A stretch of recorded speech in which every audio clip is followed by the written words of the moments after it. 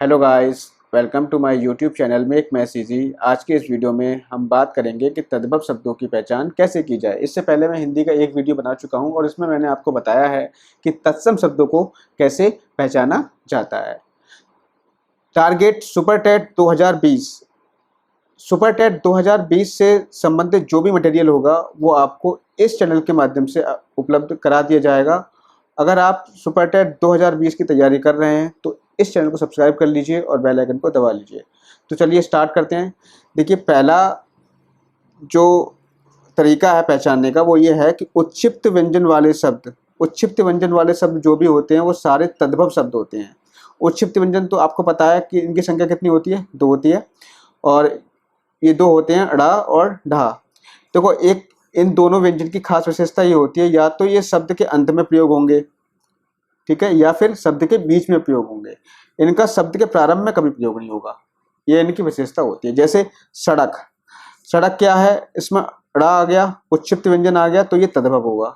लड़की तद्भव होगा, डंडा तद्भव होगा, गढ़ तद्भव होगा, मेढक तद्भव होगा, पढ़ना तद्भव होगा। मतलब जिसमें उच्छिप्त व्यंजन वाले शब्द आ जाएं वो सारे क्या होते हैं, तद्भव शब्द होते हैं। ठीक है। इसके अलावा दूसरी जो पहचान हम बात करें, दूसरी है द्वित्व व्यंजन का प्रयोग। द्वित्व व्यंजन क्या होते हैं? देखो, द्वित्व व्यंजन का मतलब ये होता है कि जिसमें आधा अक्षर आए फिर पूरा अक्षर आए। जैसे ये देखो, बच्चा, बच्चा में देखो आप, इसमें आधा अक्षर आ रहा है, ठीक है, फिर पूरा अक्षर आ रहा है। डिब्बा, छप्पन, छक्का, ठीक है। तो इसमें देखो, पहले आधा वर्ण फिर पूरा, ठीक है। तो इस तरीके से जो व्यंजन आते हैं उनको हम कहते हैं द्वित्व व्यंजन, ठीक है। तो द्वित्व व्यंजन वाले जो शब्द होते हैं वो हमेशा तद्भव होते हैं। इसके अलावा देखो, अर्धचंद्र बिंदु वाले शब्द, अर्धचंद्र बिंदु वाले शब्द। अर्धचंद्र बिंदु क्या होता है? ये देखो, ये जो होता है ये अर्धचंद्र बिंदु होता है। जिस पर ये लग जाए, अर्धचंद्र बिंदु लग जाए, वो सारे हमारे क्या होंगे, तद्भव शब्द होंगे। तो देखो, आंख, दांत, गांव, मुंह, ठीक है, ये सारे शब्द क्या हैं, हमारे तद्भव शब्द होंगे, ठीक है। इसके अलावा अब देखो, पिछले वीडियो मैंने आपको बताया था कि जो अनुस्वार होता है, अनुस्वार जिसमें एक बिंदु ऊपर लगी होती है वो होता है तत्सम, लेकिन जिसपे अर्धचंद्र बिंदु लगा होगा वो होगा तद्भव।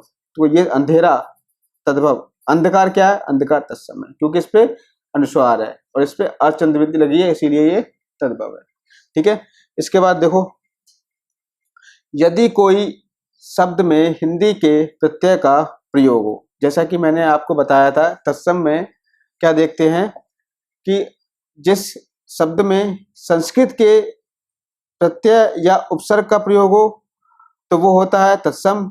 लेकिन हिंदी में क्या है, सॉरी, तद्भव में क्या है, यदि कोई शब्द में हिंदी के उपसर्ग का प्रयोग हो या हिंदी के प्रत्यय का प्रयोग हो तो वो क्या कहलाता है, तद्भव कहलाता है। अब हिंदी के उपसर्ग कितने होते हैं? हिंदी के उपसर्ग होते हैं 12, संस्कृत के उपसर्ग होते हैं 22, उर्दू के होते हैं 19 और अंग्रेजी के होते हैं 8, ठीक है।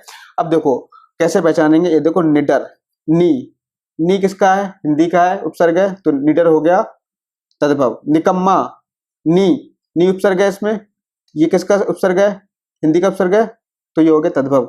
अधपका, अध, अध किसका उपसर्ग है, अध उपसर्ग है आपका हिंदी का, तो ये हो गया तद्भव। सपूत, सा, सा किसका है, सा है हिंदी का उपसर्ग। कपूत, अनमोल, तो ये जिसमें हिंदी के उपसर्ग का प्रयोग किया जाएगा वो सारे क्या होंगे, तद्भव शब्द होंगे। अगला नियम देखिए, यदि किसी शब्द में हिंदी के प्रत्यय का प्रयोग हो, जैसे पढ़ाई, लिखावट, खेलना, बचपन, मिठास, सुंदरता।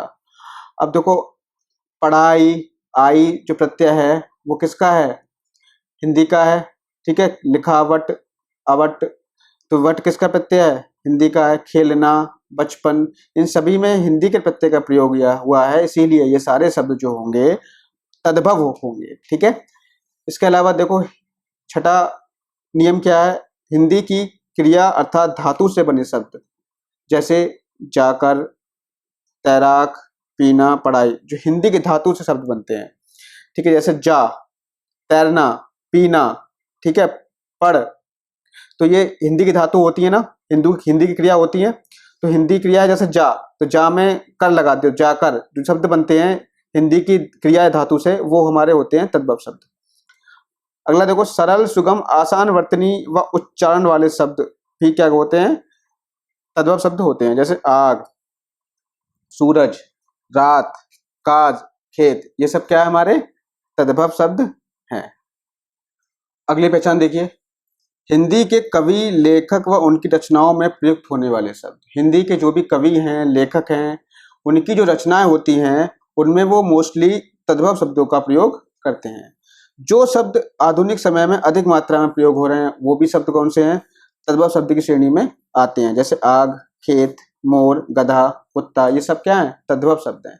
इसके अलावा तद्भव शब्दों का कोई ना कोई तत्सम रूप अवश्य होगा। जैसे आग, आग का अग्नि। हालांकि इस तरीके से पहचानना कठिन होता है, लेकिन फिर भी अगर आपको तत्सम कुछ शब्दों के याद हैं तो आप उनसे तद्भव की पहचान कर सकते हैं। जैसे सूर्य, ठीक है, तो इसका क्या होता है? सूरज होता है। सूरज हमारा तद्भव है, सूर्य क्या है? तत्सम है। ठीक है। गर्दभ, गर्दभ तत्सम है, गदा तद्भव है। क्षेत्र तत्सम, खेत तद्भव। कार्य तत्सम, काज तद्भव। इसी तरीके से मयूर, मोर और ऊष्ट, ऊंट।